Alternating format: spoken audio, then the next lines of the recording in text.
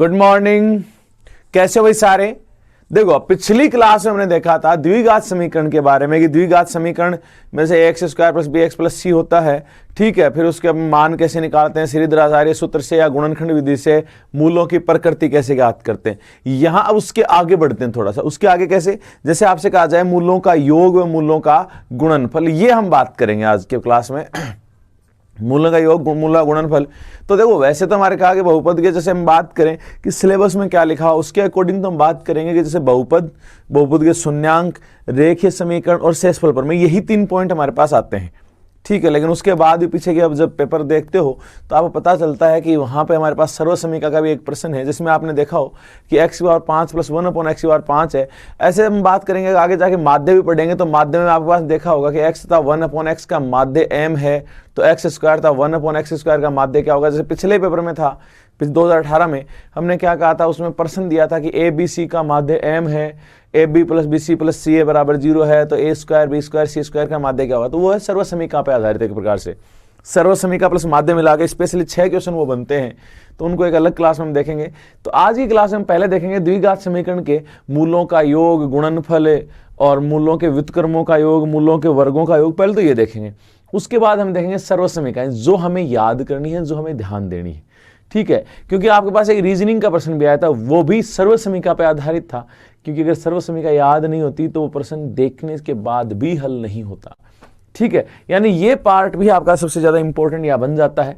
तो यहां हम बात करेंगे आज सबसे पहले कि द्विघात समीकरण के मूलों का योग व मूलों का गुणनफल और मूलों के व्युत्क्रमों का योग, मूलों के वर्गों का योग, ये सारा हम आज देखेंगे।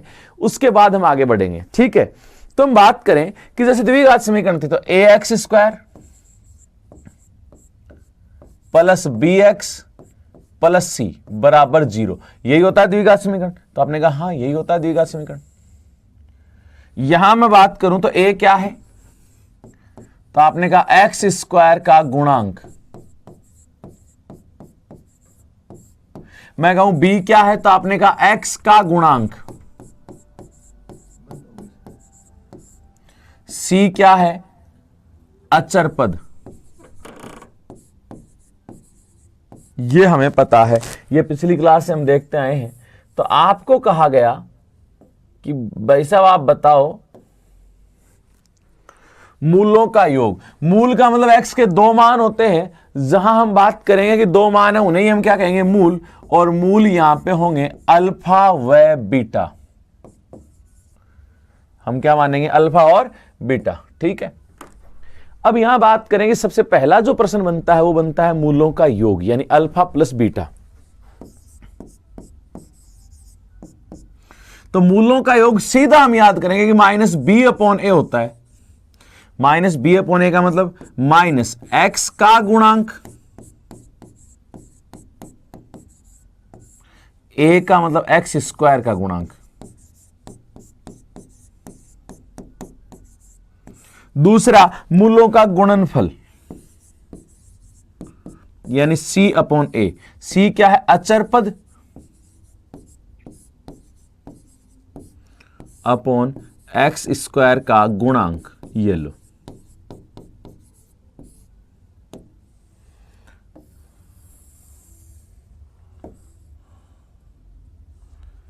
बस।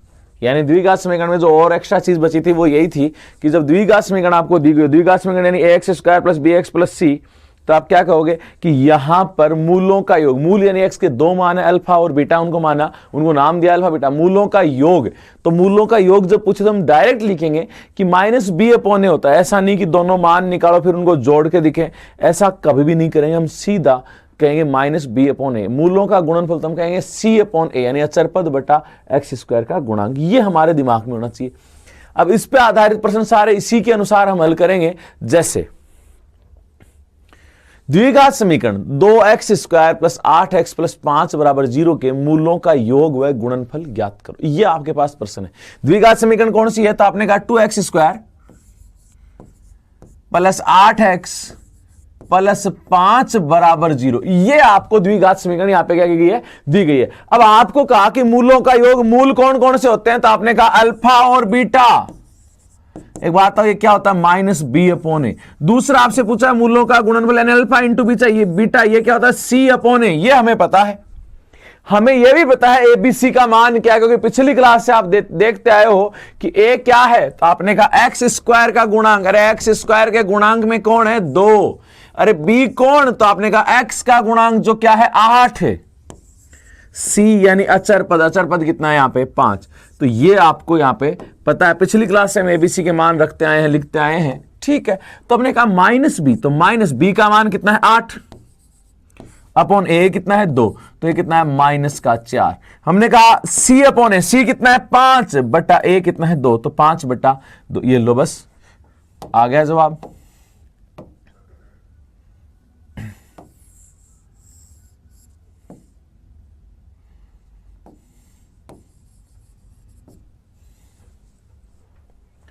बताओ अब कितनी सिंपल चीज है कि सीधा, जैसे मैंने कईयों को देखा है कि मूलों का योग जब की बात करूं तो दोनों मान निकालते हैं, मान निकाल के जोड़ते हैं, जबकि ऐसा नहीं करना होता। क्योंकि अगला जानता है कि जिसने भी पढ़ाई की है वो ये जानता है कि मूलों का योग कैसे निकालते हैं माइनस बी अपॉन ए, और गुणनफल कैसे निकालते हैं सी अपॉन ए, तो डायरेक्ट अगला मान बता देगा। ठीक है भाई, अगला प्रश्न देखते हैं। ऐसा ही ये देगा द्विघात समीकरण 4x square minus 12x plus 7 बराबर 0 के मूलों के व्युत्क्रमों का योग ज्ञात करो। देखो सिंपली हमने पहला प्रश्न किया मूलों का योग और गुणनफल, तो वो तब जैसे और संख्या लिखने से कोई सारांश नहीं था, अब वैसा तो आप बता सकते हो। अब हम बात करें कि आपको कहे कि द्विघात समीकरण 4x square minus 12x plus 7 बराबर 0 के मूलों के व्युत्क्रमों का योग क्या होगा। व्युत्क्रमों का योग पूछा था, एक बार आप कोशिश करो कि आप इसका जवाब दे सको। कोशिश ये करनी है कि जो पूछा वो आप लिखो। भाई हल हो रहा है या नहीं हो रहा वो तो बाद की बात है, लेकिन कम से कम ये तो पता हो कि जो पूछा है क्या हम वो लिख रहे हैं कि नहीं लिख रहे। तो कोशिश जरूरी है, क्योंकि यहां जो याद करने वाली चीज थी, जो हम बताने वाली चीज थी, वो तो यही थी कि मूलों का योग, मूलों का योग हम जो निकालते हैं वो होता है माइनस बी अपॉन ए, और गुणनफल जो निकालते हैं वो होता है सी अपॉन ए। तो ये दो तो आपको पता चल गए। अब बात आती है कि जो प्रश्न यहाँ पे आपको मूलों का व्युत्क्रमों का योग पूछे, गुणनफलों का योग पूछे, वर्गों का योग पूछे, वो सारी चीजें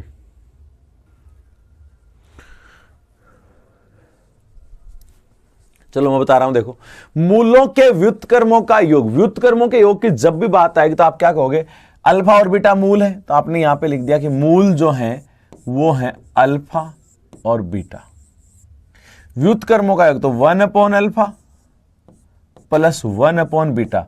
कई क्या करते हैं योग निकाल के व्युत्क्रम कर देते हैं, योग का व्युत्क्रम नहीं पूछा है, मूलों के व्युत्क्रमों का योग। व्युत्क्रम का मतलब उल्टा, व्युत्क्रम का मतलब उल्टा। जैसे मैं कहूं 5 का व्युत्क्रम 1/5 उल्टा होता है।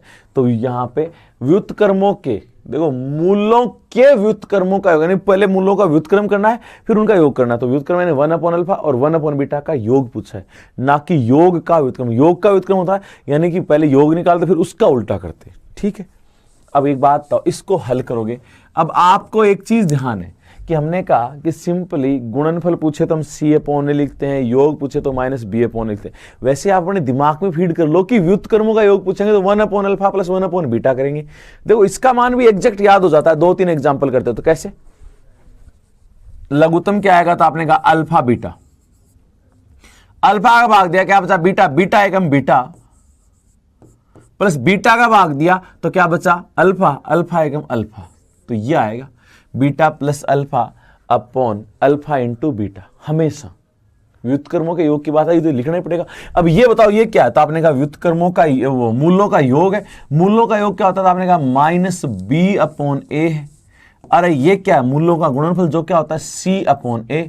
तो एक बात बताओ, यहां ए से ए कटेगा तो हमेशा आंसर आएगा माइनस बी अपॉन सी। ये लो, अब आप माइनस बी अपॉन सी, अब जो समीकरण है उसमें माइनस बी, बी का मान देखो क्या, यहां पे हम देखा कि इसमें से इस समीकरण से a बराबर तो 4 है, b बराबर क्या है माइनस के 12 और c बराबर क्या है 7। तो देखो b का मान माइनस b का मान कितना है माइनस के 12, c का मान क्या है 7। तो माइनस माइनस प्लस, तो 12/7। ये लो,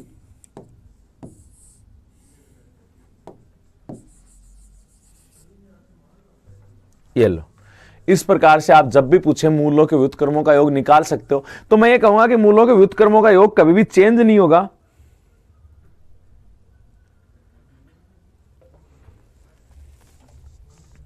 तो भाई पैटर्न चेंज नहीं होगा, आपको ये हल करना है। तो एक बार इसको दोबारा देख लो।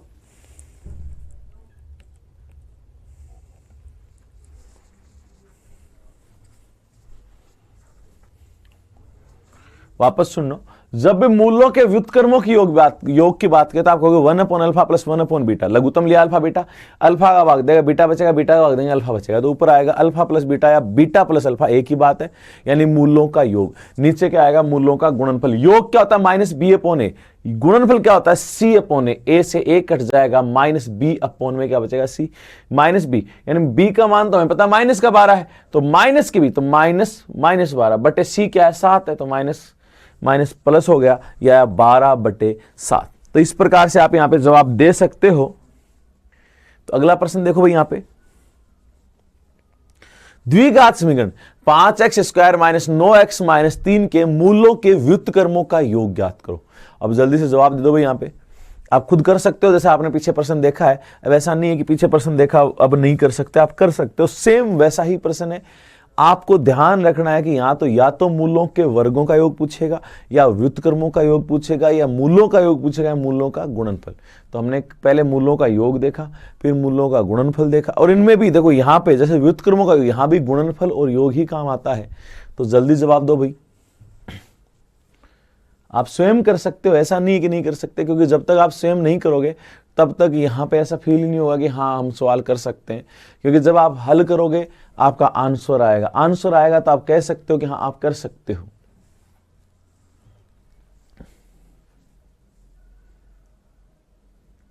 हो गया होगा भाई।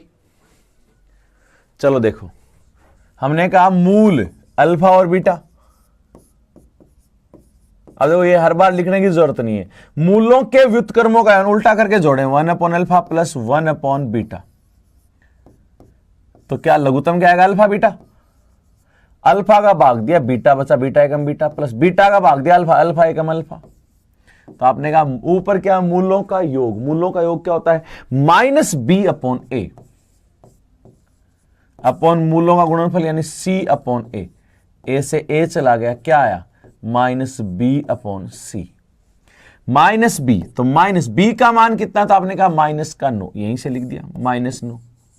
सी यानी अचर पद कितना, तो वो भी है माइनस का 3 है भाई। इस बार माइनस माइनस क्या होगा, प्लस, प्लस का 9 बटा माइनस का 3। तो देखो पहली बात तो ऋणात्मक संख्या आएगी, 9 में 3 का भाग दिया कितनी बार, 3 बार। ये लो, ये हमारा आंसर हो गया।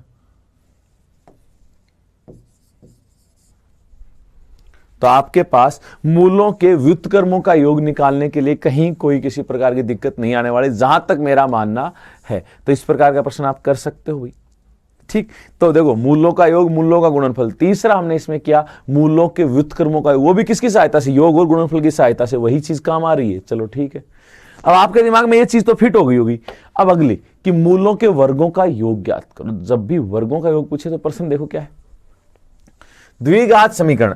समीकरण क्या है, तो आपने कहा x² प्लस 5x प्लस 6 बराबर 0 के मूलों के वर्गों का योग। आपने एक बार फिर से लिख दिया, क्या है, x² प्लस 5x प्लस 6 बराबर 0। ये है। मैं कहूं यहां पे a का मान, तो आपने कहा 1। मैं कहूं b का मान, तो आपने कहा 5। a का मान यानी x² का गुणांक 1 है, b यानी x का गुणांक 5 है, c यानी अचर पद जो क्या है 6। ये हमें पता है। हमसे मूलों के वर्गों का योग पूछा है, ना कि मूलों का योग। हम तो दो ही चीज जानते हैं, मूलों का योग यानी अल्फा प्लस बीटा क्या होता है भाई, तो आपने कहा माइनस बी अपॉन ए, यही होता है। तो माइनस बी का मान कितना है 5, तो माइनस 5 बटा ए कितना 1, तो यानी अल्फा प्लस बीटा का मान आ गया आपका -5। ठीक है, पहली चीज। हमें दूसरी चीज पता है, अल्फा इंटू बीटा यानी मूलों का गुणनफल क्या होता है, तो आपने कहा सी अपॉन ए। अरे सी अपॉन ए, सी कितना है, तो आपने कहा 6 बटा 1, यानी गुणनफल अल्फा इंटू बीटा बराबर है 6। देखो दो चीज आ गई, पहली और दूसरी, यानी अल्फा प्लस बीटा का मान है और अल्फा इंटू बीटा का मान और अल्फा प्लस बीटा दोनों का मान हमारे पास है। चलो ठीक है, यहां तक कोई दिक्कत नहीं। अब हम बात करें कि हमारे पास यहां पर हमें क्या पूछा है, मूलों के वर्गों का योग ज्ञात करो। मूलों के वर्गों का योग, वर्गों का योग यानी alpha square plus beta square हमसे पूछा है, यही पूछा है भाई। तो एक बात बताओ, हमें अल्फा प्लस बीटा पता है, स्क्वायर पूछा है, तो हम दोनों तरफ वर्ग करेंगे। तो आपने कहा वर्ग करने पर हमेशा ऐसा ही होगा भाई, अल्फा प्लस बीटा का होल स्क्वायर बराबर क्या है, -5 का होल स्क्वायर। तो a square plus B square plus 2ab, -5 का स्क्वायर क्या होता है 25।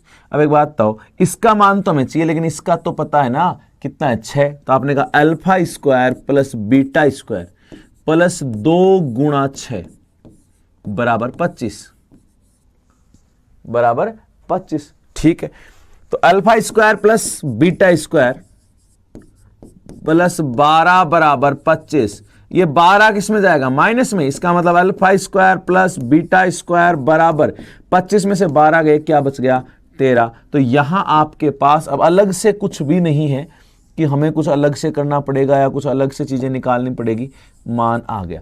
यानी यहां आपको जैसी भी चीज पूछ रहा है वो मूलों के योग और गुणनफल पे ही आधारित है।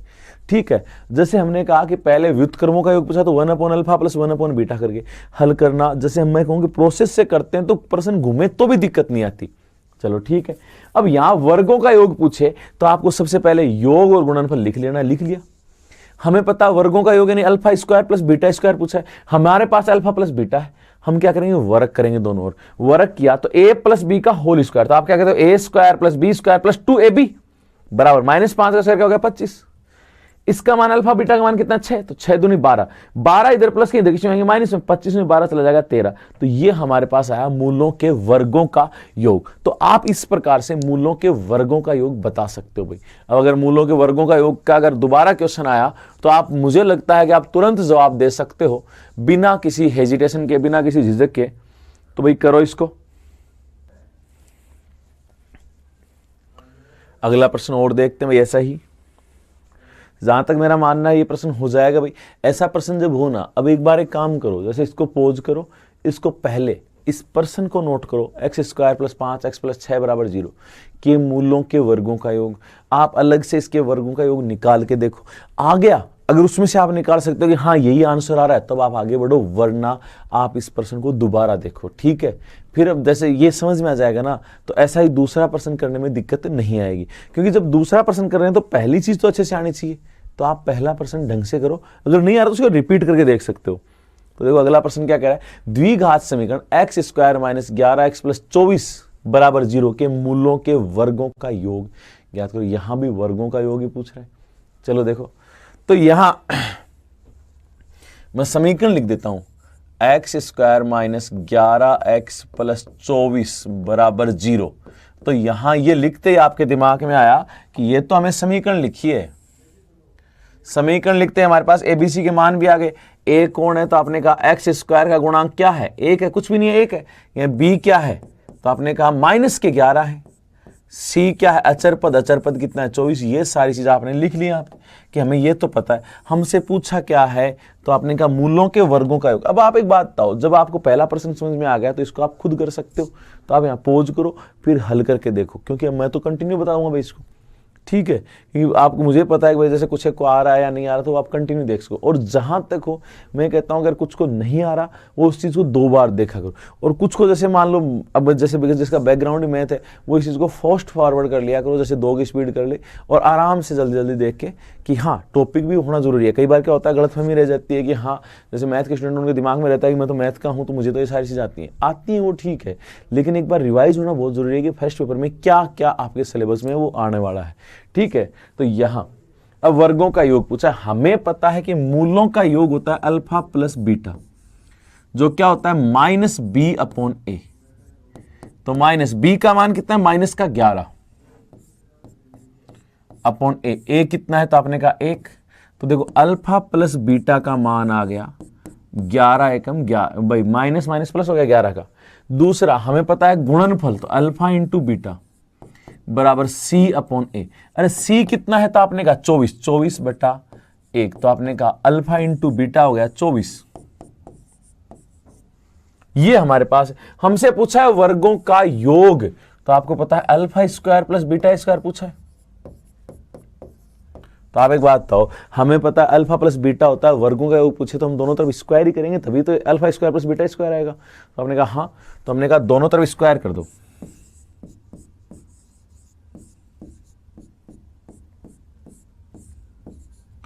A square plus B square plus 2ab, 11 का स्क्वायर यानी 121। अल्फा प्लस बीटा का, अल्फा इंटू बीटा का मान क्या 24, तो आपने कहा यहां पे हम क्या रखेंगे 24 रख देंगे। देखो ये रहा,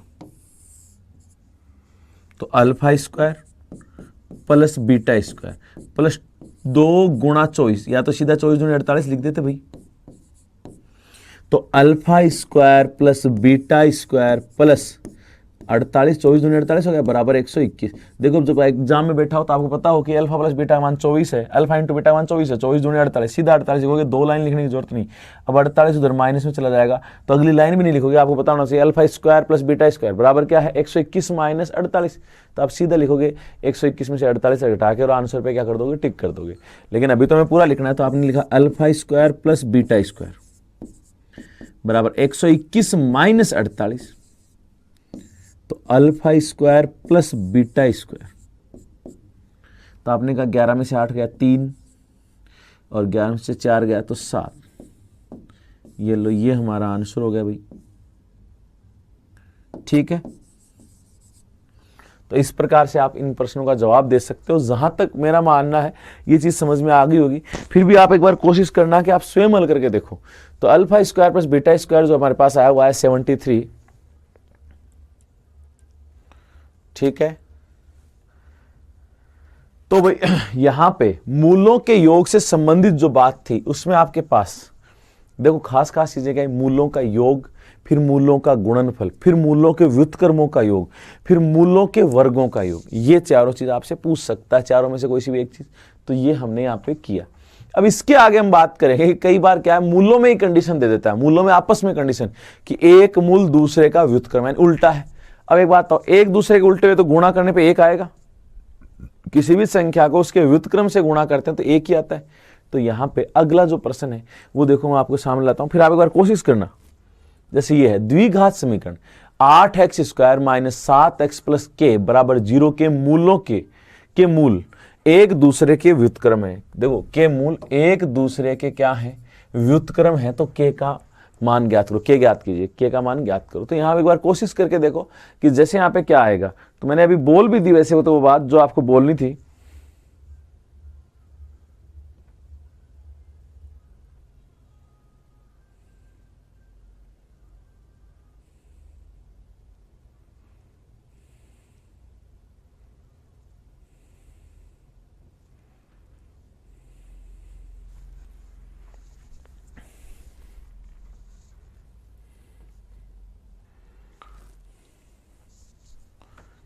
जल्दी से कोशिश करो भाई।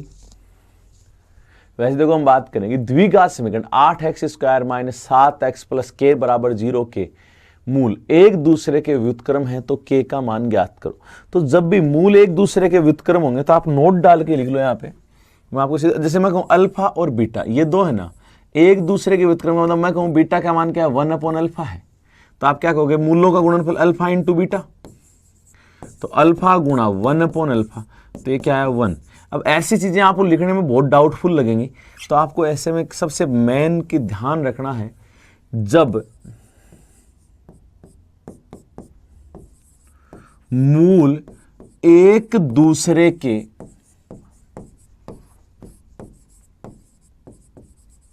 व्युत्क्रम हो तो उनका गुणनफल एक होगा। बस ये चीज आपको दिमाग में होनी चाहिए, फिर आपको कोई रोकने वाला नहीं है इस प्रश्न को करने में। यानी कि सबसे खास चीज यहां पे जो है वो ये है कि जब मूल एक दूसरे के व्युत्क्रम है ना तो उनका गुणनफल क्या होगा, एक होगा। मूल एक दूसरे के व्युत्क्रम है तो उनका गुणनफल क्या होगा? 1। इसको नोट डाल के लिख लेना कि आपको अच्छे से याद हो कि जब मूल एक दूसरे के व्युत्क्रम है तो उनका गुणनफल क्या होगा? 1। अर्थात मूल यहां भी देखो क्या कर रहा है, दूसरे के व्युत्क्रम तो k का मान, तो आपने कहा कि यहां पे अल्फा इंटू बीटा क्या आएगा भाई साहब? 1 आएगा। अल्फा इंटू बीटा का मतलब c/a बराबर 1। अब आप ये भी तो कह सकते हैं यहां पे c बराबर a आएगा, ये लो c बराबर a। अब एक बात तो ये द्विघात समीकरण आपके पास 8x² माइनस 7x प्लस के, तो a बराबर क्या है? तो आपने कहा 8। b बराबर क्या है? तो आपने कहा -7। c बराबर क्या है? तो आपने कहा k। हमने कहा a बराबर c या c बराबर a आएगा, तो आपने कहा c का मान k बराबर a का मान कितना है? 8। तो ये लो, ये आ गया। देखो हमेशा ध्यान रखना है कि जब मूल एक दूसरे के व्युत्क्रम होंगे तो आप कहोगे उनका गुणनफल 1 है। गुणनफल क्या है? 1 है। गुणनफल होता क्या है? तो आपने कहा c/a, तो c/a क्या रहेगा? 1 रहेगा। तो a इधर आया गुणा में, तो a गुणा 1, तो किससे गुणा करो? 1 से गुणा करने पर कोई फर्क पड़ता नहीं, तो c बराबर a आ गया। c का मान आपने देखा क्या है? k। a का मान क्या है? 8। तो k बराबर क्या आ गया? 8। इस प्रकार से आप तुरंत इसका जवाब दे सकते हो। वैसे भी देख लो कि c बराबर a आएगा हमेशा, तो c और a ये दोनों बराबर 8 और k बराबर, तो 8 बराबर k या k बराबर 8। इस प्रकार से आप लिख सकते हो मूलों, जब मूल एक दूसरे के क्या हो? व्युत्क्रम हो। तो जहां तक मेरा मानना है ये प्रश्न आप कर सकते हो भी। ऐसा एक प्रश्न और है जो आप खुद करोगे, देखो अभी बताओगे फिर मैं बताऊंगा आपको वापस से कि द्विघात समीकरण 5x² minus 12x minus k बराबर 0 के मूल एक दूसरे के व्युत्क्रम है। प्रश्न आप पढ़ सकते हो भाई। क्या क्या? द्विघात समीकरण 5x² minus 12x minus k बराबर 0 के मूल एक दूसरे के व्युत्क्रम, एक दूसरे उल्टे, तो k का मान ज्ञात कीजिए। करो भाई, आंसर आ गया होगा भाई, क्योंकि यहां तो आपको पता है कि सीधी सीधी बात है कि जब मूल एक दूसरे के व्युत्क्रम होंगे तो आप कहोगे गुणनफल बराबर 1। गुणनफल यानी c/a बराबर 1, तो c बराबर a। c और a का मान डायरेक्ट देख सकते हो, 5 बराबर माइनस k, तो k बराबर क्या हो जाएगा? -5। तो आप इसका जवाब दे सकते हो तुरंत, जहां तक मेरा मानना है, बाकी आप पे डिपेंड करता है।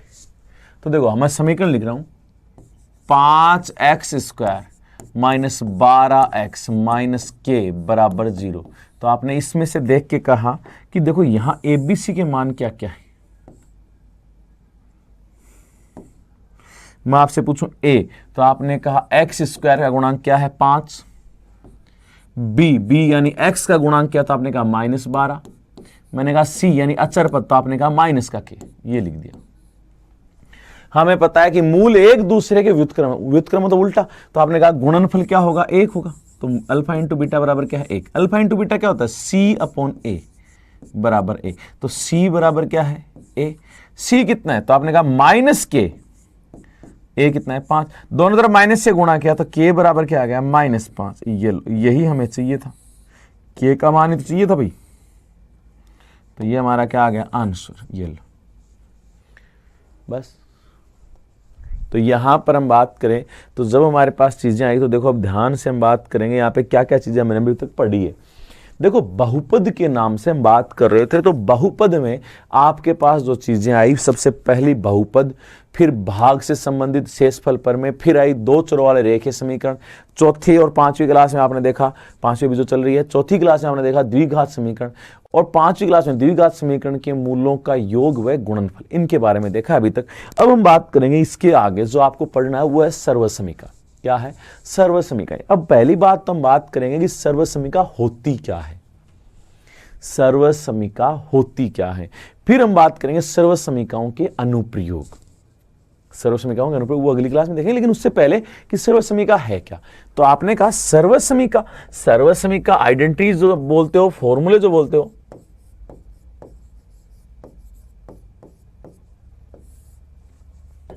अब मैं आपसे कहूं कि सर्वसमीकाएं, यानी आपने कहा कि ऐसा समीकरण, एक ऐसा समीकरण है जो चर पद के प्रत्येक मान के लिए क्या होगा? सत्य होगा। चर पद के प्रत्येक मान के लिए क्या होगा? सत्य। यानी चर पद का कोई भी मान हो, दोनों पक्ष सदैव क्या आएंगे? बराबर। तो मैं यहां कहूं कि ऐसा समीकरण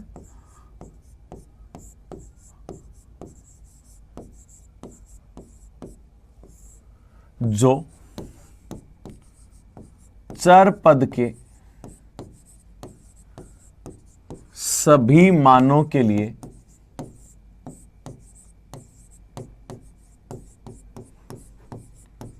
सदैव सत्य हो। सभी मानों के लिए सदैव क्या हो? सत्य। जैसे हम एक बात कहेंगे, सिंपली हम कहेंगे फॉर्मूले। जैसे आपने कहा a प्लस बी का होल स्क्वायर, तो आप क्या कहोगे? A square plus B square plus 2ab। अब एक बात बताओ, ये क्या है? तो आपने कहा ये सर्व समीका है। यहां a और b का कोई भी मान रखो, कोई भी, दोनों पक्ष सदैव बराबर आएंगे, चाहे जो मान रख के देख लो। ये एग्जाम्पल है, ना कि एक भाई यही सर्व समीका। सर्व समीका तो बहुत होंगी, हमने एग्जाम्पल लिखा है कि जैसे a प्लस बी का होल स्क्वायर, तो आपने कहा कि a square plus B square plus 2ab होता है, ये हमें पता है। लेकिन a और b का कोई मान इधर भी रखो, इधर, दोनों पक्ष सदैव बराबर है, कोई भी मान रख के देख लेना आप, तो वही क्या कहलाती है? सर्व समीका। यानी चर पद का ऐसे सर्व समीकरण जिसमें चर पद का कोई भी मान रखो, सदैव दोनों पक्ष क्या है? बराबर। लेफ्ट हैंड साइड और राइट हैंड साइड क्या है? बराबर। अब जैसे मैं एक बात बताऊं, अभी जैसे हम बात तो कर रहे हैं फर्स्ट ग्रेड की, लेकिन देखो साइंस में सेकंड लेवल में एक प्रश्न आया था। कुछ चीजें हमारी वहां से मैच होती हैं, कुछ चीजें प्रश्न एज इट इज उठ जाते हैं।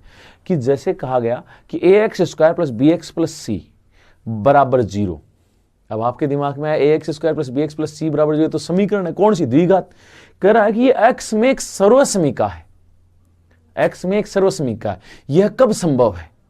यह कब संभव है? अब मैं एक बात बताऊं, तो प्रश्न सुनना कैसे। क्वेश्चन इस प्रकार से था, ax square plus b x plus c बराबर 0। यह x में एक सर्व समीका है।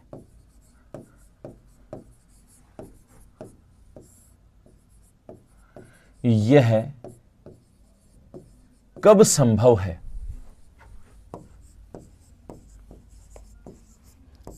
ये दे रखा था। ठीक है, हमने कहा कि चलो प्रश्न तो ठीक है, लेकिन ऑप्शन के अनुसार भी तो चलना पड़ेगा। अब ऐसे में आपको देखना था कि हमें पता है, जैसे ऑप्शन में दे रखा था x बराबर minus B plus minus root B square minus 4ac/2a, और ज्यादातर ने यही मान दिया था आंसर। अरे वो तो x का मान आ रहा है। सर्व समीका का मतलब कि ये दोनों पक्ष सदैव बराबर आए। देखो यहां आपके पास लिखा है ax square plus b x plus c बराबर 0। ये तभी सर्व समीका हो सकती है जब दोनों पक्ष बराबर हों। तो मैं कहूं कि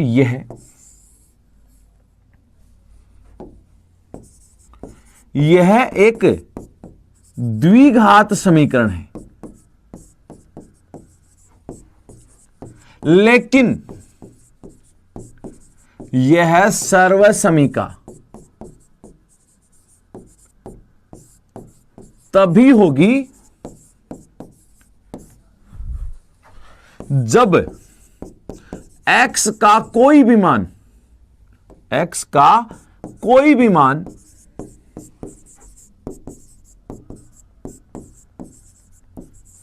रखने पर दोनों पक्ष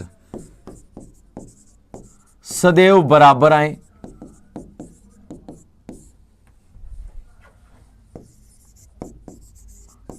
और यह तब संभव होगा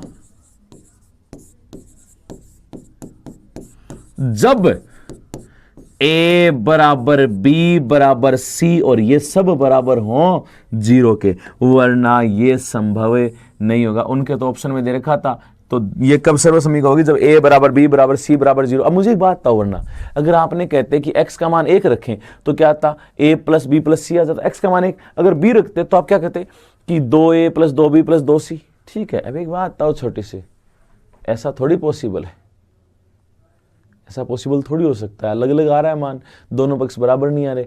तो ये तभी संभव है जब abc का मान क्या हो?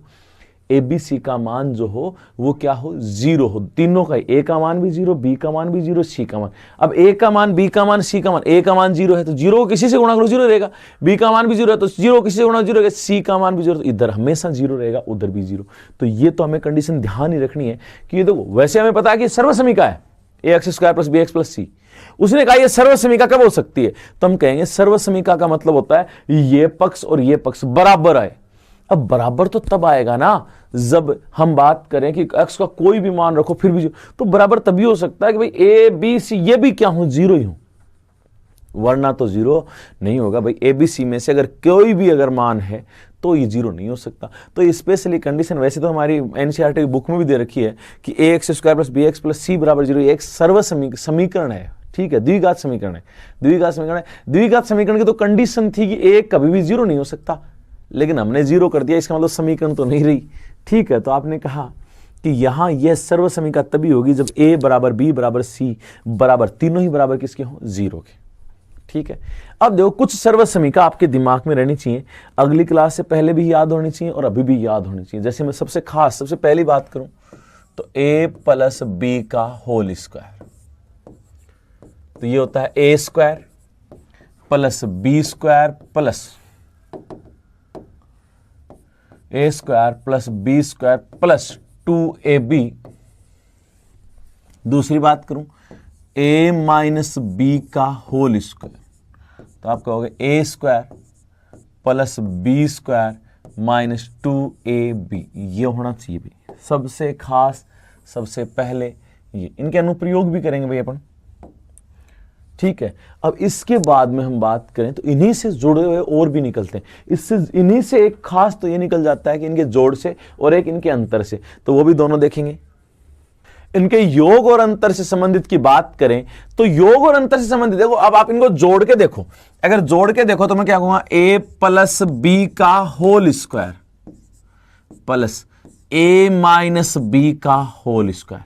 अगर जोड़ेंगे तो आपने देखा कि a square plus a square 2a square, b square plus B square 2b square, ये तो कट जाएंगे जोड़ने पे, तो आपने कहा 2a square plus B square, ठीक है। ये भी हमारे पास देखो, ये चीजें सारी काम आती हैं। कुछ एक ऐसे सोचते हैं कि सर ये जब पीछे प्रश्न ही नहीं पूछा गणित में तो ऐसा हमें क्यों बताया जा रहा है, तो मैं आपको चीज बताऊंगा एक चीज की क्यों बता रहा हूं। अब दूसरा हम बात करें इनका अंतर, जैसे इन दोनों का अंतर लूं, घटाऊं पहले में से दूसरा, तो आप क्या कहोगे a प्लस बी का whole square minus a minus B का होल स्क्वायर, ठीक है, बराबर।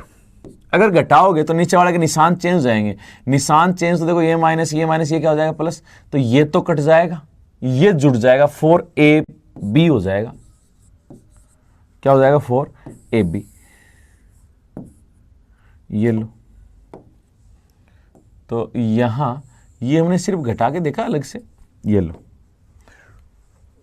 क्या हो गया 4ab। अब आपके दिमाग में सबसे पहली बात बताऊं कि ये मैथ में ही नहीं, ये रीजनिंग में भी काम आती है। रीजनिंग में कैसे कि जैसे पिछली बार एक प्रश्न दिया था जिसको देख के अब आप कहोगे सर आप रीजनिंग तक भी पहुंच गए क्या, इसके अलावा, तो मैं कहूंगा छोटी सी बात है कि जब यहाँ की चीजें वहां काम आ सकती हैं तो हम इस चीज में कहीं दो राय नहीं करेंगे कि भाई ना, हम तो चीजों को देखो, ये हमारे दिमाग में होना चाहिए कि पीछे कैसा प्रश्न आया है, किस प्रकार के प्रश्न बनते हैं, किस किस प्रकार के प्रश्न यहां से वहां उठ सकते हैं या किसी अदर सब्जेक्ट में भी जा सकते हैं। ऐसी कोई दिक्कत नहीं है कि देखो हर जगह काम आती है, चीज याद तो होनी चाहिए ना। तो जैसे प्रश्न की बात करूं, प्रश्न क्या था वो देख लो, मैं पहले अभी तक तो देखो टाइप नहीं करवाया वो प्रश्न, तो सीधा मैं बताता हूं कि x plus Y delta x minus Y बराबर एक्स वाई, तो x डेल्टा वाई बराबर क्या होगा, ये प्रश्न था। अब मुझे एक बात बताओ छोटी सी, x प्लस वाई और x माइनस वाई डेल्टा का मान है, कोई संबंध है इनमें, x प्लस वाई में और x माइनस वाई में कोई संबंध है, तो उस संबंध से क्या आता है x माइनस एक्स वाई आ जाता है, तो x डेल्टा वाई का मान क्या होगा वो संबंध वहां बताना है। तो आप एक बात बताओ, x प्लस वाई और x माइनस वाई में आपके दिमाग में आया कि सिंपली x वाई कब आता है, जब 4ab, याद आना चाहिए कि a प्लस बी का होल स्क्वायर करते हैं तो a square plus B square plus 2ab आता है, a माइनस बी का होल स्क्वायर करते हैं तो a square plus B square minus 2ab आता है। लेकिन देखो ये जो एक्स वाई आ रहा है यानी a प्लस बी और a माइनस बी दे रखा था, आपके दिमाग में तुरंत जैसे ऑप्शन भी देखते हैं ना तो कुछ चीजें हमारे समझ में आ जाती, ऑप्शन में सब में स्क्वायर दे रखा था, तो आपके दिमाग में आया कि यहाँ स्क्वायर से रिलेटेड कोई संबंध है कि नहीं, ऑप्शन में दे रखे थे सब में स्क्वायर थे, तो आपको दिमाग में आता कि स्क्वायर से लेके कोई संबंध है या नहीं, है जुड़ा हुआ। तो मैं यहां कहूं देखो इसका स्क्वायर माइनस इसका स्क्वायर क्या होता है 4ab, भाई a प्लस बी का whole square minus a minus B का होल स्क्वायर तो क्या होता है 4ab। यहां क्या है ab है, इसका मतलब 4 का भाग दिया, इसका मतलब क्या है कि मैं यहां लिखूं x प्लस वाई का whole square minus X minus Y का होल स्क्वायर बट्टे में क्या 4, तब जाके ये आएगा। क्यों? क्योंकि इसमें से ये घटाएं तो क्या आएगा 4xy, और 4 से 4 घट जाएगा, बचेगा xy। यही है इसका मतलब, इन दोनों का स्क्वायर कर, इसके स्क्वायर में से इसका स्क्वायर घटा के 4 का भाग लगाते हैं, तो यहां आंसर क्या आएगा X square minus Y square, यानी इसका स्क्वायर माइनस इसका स्क्वायर बट्टे में क्या 4। यही आंसर था। अभी आप देखो ये चीजें है ना, जब आप रीजनिंग में पढ़ोगे तो आपके सामने आ जानी चाहिए वैसे, क्योंकि ये पिछली बार प्रश्न पूछा था। अब पिछली बार प्रश्न पूछा तो आपको पता भी होना चाहिए कैसे कैसे है। ठीक है, तो यहाँ बात करूँ कि आपके दिमाग में सबसे पहला जो याद होना चाहिए वो ये है कि a प्लस बी का होल स्क्वायर। तो a प्लस बी का होल स्क्वायर जो होता है वो होता है a square plus B square plus 2ab। a minus B का होल स्क्वायर जो होता है वो होता है a square plus B square minus 2ab। ठीक है, मैं कहूँ a प्लस बी का whole square plus a minus B का होल स्क्वायर, वो क्या होता है? तो आप कहोगे 2a square plus B square, 2a square plus B square. मैं कहूँ a प्लस बी का होल स्क्वायर में से घटाऊं a माइनस बी का होल स्क्वायर, तो क्या आएगा? तो आप कहोगे 4ab, 4ab। अब आपके दिमाग में ये चीज, तो स्क्वायर से रिलेटेड तो सबसे पहली चीज दिमाग में रहनी ही चाहिए किसी भी कंडीशन में। ऐसा नहीं कि ना भूल जाओ काम चल जाए, ऐसा नहीं होना चाहिए भाई। ये 101% आपके दिमाग में होनी चाहिए, याद होनी चाहिए। कोई आपको इसमें ये नहीं कि ना अभी नहीं होगा और होगा। देखो फिर मैंने क्या कहा, जैसे रीजनिंग का प्रश्न आया, रीजनिंग का प्रश्न क्या था कि x plus Y, X plus Y delta x minus Y, delta x minus Y, और आपसे क्या पूछा था x डेल्टा y का मान। अब ऐसे में आपने देखा कि यहां पर हम जानते हैं x प्लस वाई और x माइनस वाई में x y कब आता, तो आपने कहा x प्लस वाई के होल स्क्वायर में से x माइनस वाई का होल स्क्वायर घटाते हैं तो 4xy जरूर आता है। तो हमने कहा कि x प्लस वाई के होल स्क्वायर में से x माइनस वाई का होल स्क्वायर घटा के 4 का भाग लगा दें, इसके स्क्वायर में से इसका स्क्वायर घटाएं और 4 का भाग, तो xy बचेगा। बोले हाँ ऐसा ही है। और ये तो इसका मतलब कि डेल्टा का मतलब है इसके स्क्वायर में से इसका स्क्वायर घटाएंगे 4 का भाग लगाएंगे, तो यहां भी क्या इसके स्क्वायर में से इसका स्क्वायर घटाएंगे 4 का भाग लगाएंगे, X square minus Y square बटा 4। ये हमारा क्या होगा आंसर। अब आपके दिमाग में आ रहा है सर ये आपने सीधा स्क्वायर कैसे कर दिया? तो मैं कहूंगा कि ऐसे में आप ऑप्शन देख लिया करो जिससे आइडिया लग जाए। ऑप्शन देख के क्या क्या करो, आइडिया लगाया करो। और मैं इस प्रश्न को जैसे अगली क्लास में एक बार फिर से जस्ट एज इट इज जो आया था ना उसको वैसा का वैसा हम लेके यहाँ पे शुरू करेंगे, और उससे क्या करेंगे, जैसे हम ऑप्शन को भी देख के आपको आइडिया लगाना बता दूंगा कि वैसे ऐसा प्रश्न हो एक्स वाई में तो आप ऑप्शन से भी कैसे देख सकते हो, जिससे हम ये कह सकें कि हाँ यही है वो चीज। ठीक है, अब तीसरा जो यहाँ पे सबसे ज्यादा काम आता है वो आता है ए प्लस बी प्लस सी का होल स्क्वायर। किसका whole square? A plus b plus c का होल स्क्वायर, जो क्या होता है a square plus B square plus c square plus 2ab plus bc plus ca। अब ये तो देखो वेरी वेरी इंपॉर्टेंट फॉर्मूला है, यानी हमेशा माध्य में भी एक बार या फिर मैं कहूं आयतन में, दोनों जगह काम आता है। तो वेरी वेरी इंपॉर्टेंट कहोगे इसको आप। ठीक है, इसको तो याद ही करोगे। देखो ये सर्वसमीकाएं हैं वैसे एक प्रकार से, और आप इन्हें फॉर्मूला भी कहते हो। सर्वसमीका कहने से काम नहीं चलता है अकेला, ये कहो कि ये वो फॉर्मूले हैं जो हमें घोट के पीने हैं, जो हमें एनी टाइम क्या होने चाहिए, याद होने चाहिए। इनमें हमें किसी भी प्रकार की 1% भी झंझट नहीं होना चाहिए कि याद होगा या नहीं। तो स्क्वायर से रिलेटेड हमने कहा कि हमारे पास ये थे। एक चीज और जो आप सबसे ज्यादा काम में लेते हो, छोटा सा, जो X square minus Y square या A square minus B square. तो ये क्या होता है ए प्लस बी और A minus B, A plus B और ए माइनस बी। ये लो ए प्लस बी और A minus B, A square minus B square का था ए प्लस बी और ए माइनस बी। तो स्क्वायर से रिलेटेड लेके दो तो मेन फॉर्मूले, उन दो के सब्स्टिट्यूट दो थे, जोड़ और घटाव से वो, और फिर तीन का स्क्वायर और फिर ए स्क्वायर माइनस बी स्क्वायर। तो वापस से एक बार मैं इनको बोलना चाहूंगा, तो आप कहोगे ए प्लस बी का होल स्क्वायर होता है a square plus B square plus 2ab। A minus B का होल स्क्वायर होता है a square plus B square minus 2ab। मैं कहूँ ए प्लस बी के होल स्क्वायर में ए माइनस बी का होल स्क्वायर जोड़े तो क्या बोलता, आपने कहा 2 a square plus B square. मैं कहूँ ए प्लस बी के होल स्क्वायर में से घटाऊं ए माइनस बी का होल स्क्वायर तो क्या आएगा, तो आपने कहा 4ab। फिर मैंने कहा ए प्लस बी प्लस सी का होल स्क्वायर, जो सबसे ज्यादा इंपॉर्टेंट, तो आपने कहा a square plus B square plus c square plus 2ab plus b c plus c a. ठीक है, फिर मैं कहूं a square minus B square, तो आप कहोगे a plus b a minus b. चलो ठीक है, ये भी बढ़िया। अब हम बात करें क्यूब का कौन कौन सा याद रखना है, ए प्लस बी का होल क्यूब, तो आप क्या कहोगे, a cube plus b cube plus 3ab a plus b, ये भी याद होना चाहिए भाई, ये माध्य में भी काम आते हैं, सबसे बड़ी प्रॉब्लम है कि माध्य में भी काम आता है, तो आपको याद तो करना ही पड़ेगा, ये फॉर्मूले याद तो आपको करने ही पड़ेंगे। दूसरा मैं कहूं a माइनस बी का होल क्यूब, तो आप कहोगे a cube minus b cube minus 3ab a minus b. तो देखो मैं आपसे कहूं कि a प्लस बी का होल क्यूब क्या होता है, तो आप कहोगे a cube plus b cube plus 3ab a plus B, और अगर यही माइनस का करूं तो आप क्या कहोगे, सब प्लस की क्या हो जाएंगे, माइनस हो जाएंगे, तो आप कहोगे a cube a plus B का होल क्यूब क्या था, a cube plus b cube plus 3ab a plus b. वैसे ही ए माइनस बी का होल क्यूब क्या होगा, माइनस लगा तो सारे माइनस होंगे, a cube minus b cube minus 3ab a minus b, as it is हमारे पास हो जाए। तो ये थी हमारी कुछ सर्व समीकरणाएं जो आपको याद होनी चाहिए। अगली क्लास में मैं इनसे संबंधित सर्व समीकरणों के अनुप्रयोग को लेकर करूंगा। अनुप्रयोग का मतलब इनके फॉर्मूलों को लेके हम कुछ प्रश्न हल करेंगे जो आपको हल करने हैं, जिनके मान हम यहाँ पे काम में लेंगे, और आगे जाके माध्यम में भी एक क्लास ऐसी होगी जिनके अंदर वो सारी चीज काम में आएंगी। ठीक है, तो चलो मिलते हैं अगली क्लास में, तब तक के लिए धन्यवाद, थैंक यू।